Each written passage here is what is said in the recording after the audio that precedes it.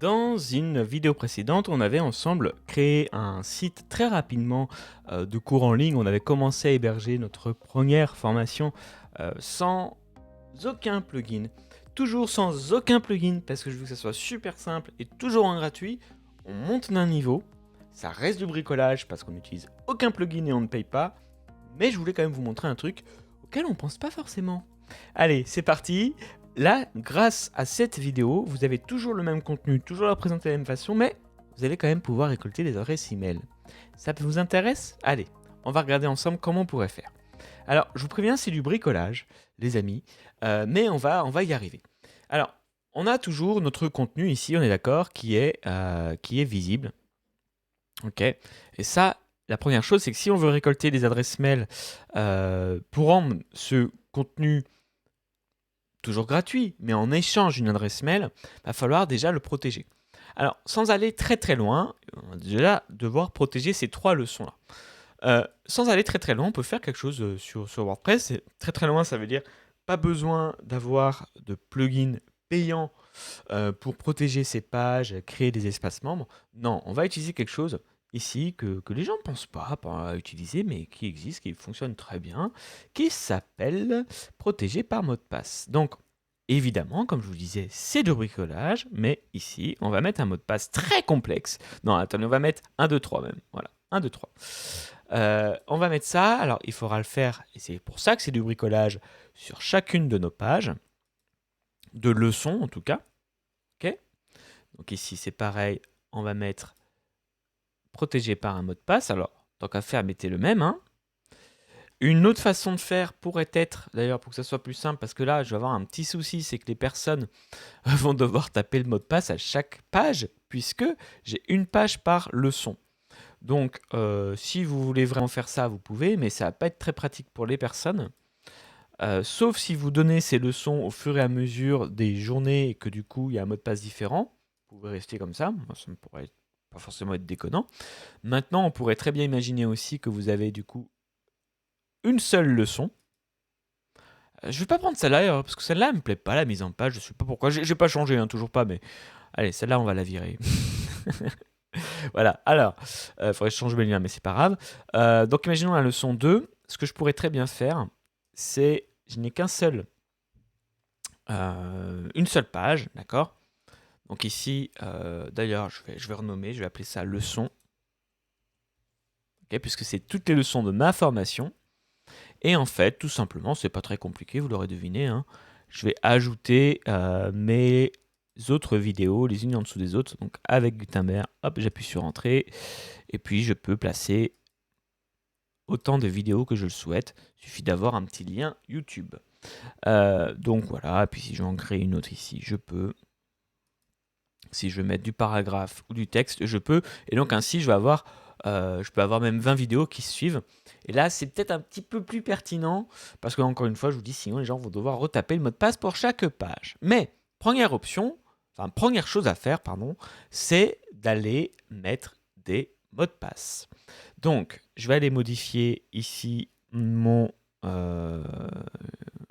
page qui liste les différentes formations. Je vais le faire avec Elementor. Et je vais juste aller lier cette page sheet. Alors cette page sheet doit rester publique. C'est la page, entre guillemets, qui va aller vendre mes formations. Seulement ici, alors ici j'ai le choix. Soit je fais un lien vers la page leçon 2 et la page leçon 2 va faire en sorte que les gens vont se retrouver bloqués, parce qu'il n'y a pas d'autre mot, hein, parce qu'on va leur demander un mot de passe. Je peux être un petit peu plus malin que ça. Je vais être un petit peu plus malin que ça. Je vais faire comme ça. Je vais créer plutôt 2 boutons. Voilà. Hop. Faire de dupliquer. Et je vais les mettre 2 colonnes. Premier bouton ici va s'appeler inscription. Avec un plugin, encore une fois, ça serait plus perfectionné puisqu'il serait capable de savoir si la personne est connectée, a accès au contenu ou pas, et selon ça, il afficherait directement l'information ou non. On est sur un système gratuit, on est sur un système simple, donc c'est pas possible.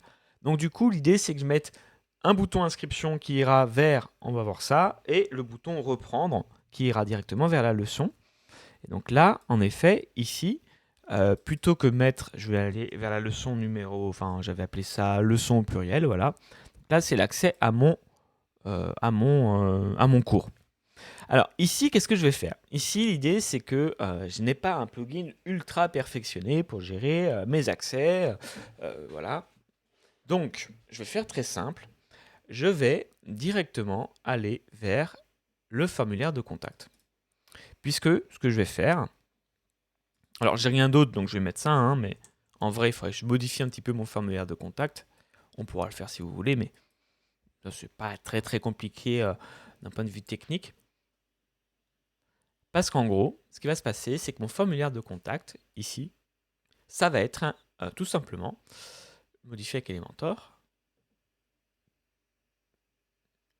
Je vais le transformer en formulaire d'inscription à ma vidéo. Donc je vais demander un email, un sujet, un message. Et puis, hop, je pourrais même, si je peux même conserver en fait mon formulaire. Alors, attendez, est-ce que ici, tac, tac, tac, tac.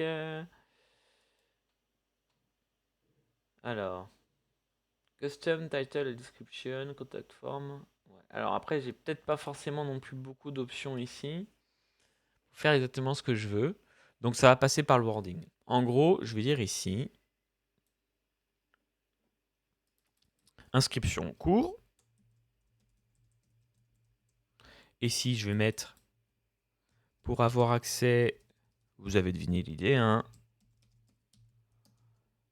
au cours gratuit. Patati patata, remplissez le formulaire ci-dessous. Donc là, je vais devoir mettre le nom, prénom, l'objet et le message. Après, c'est à voir avec ce plugin, je ne connais pas, un plugin de forum, hein, enfin de formulaire, donc je ne peux pas vous dire. Mais peut-être que c'est modifiable. Ok.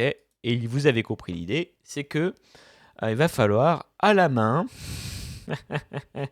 J'ai bien dit à la main, alors après on peut aller voir, il y a peut-être des options dans le plugin, hein, mais une fois que quelqu'un s'est envoyé un petit email, il faudra lui envoyer le mot de passe pour qu'il ait accès directement à la page. Donc l'avantage, c'est que vous pourrez envoyer directement la bonne page pour ce cours-là, mais il faudra envoyer avec un petit mot de passe. Donc vous voyez bien que c'est du bricolage, mais carrément du bricolage.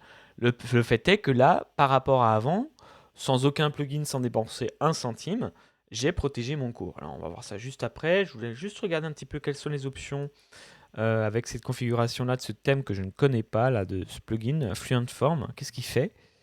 J'ai pas de... Alors attendez, où est-ce que je peux aller modifier? Alors si j'ai quand même des options ou pas. Alors compte, c'est vraiment les comptes administrateurs, hein, ça va pas être les comptes de WordPress. Là, il n'est pas question de faire un truc très complexe pour l'instant. Bah écoutez, non, j'ai Fluent Form, j'ai aucune option apparemment. C'est quand même étonnant. Y a rien. Non, ok, j'ai pas l'air d'avoir d'options. Bon, bah écoutez, c'est juste un formulaire comme ça. Vous avez d'autres formulaires hein, qui vont gérer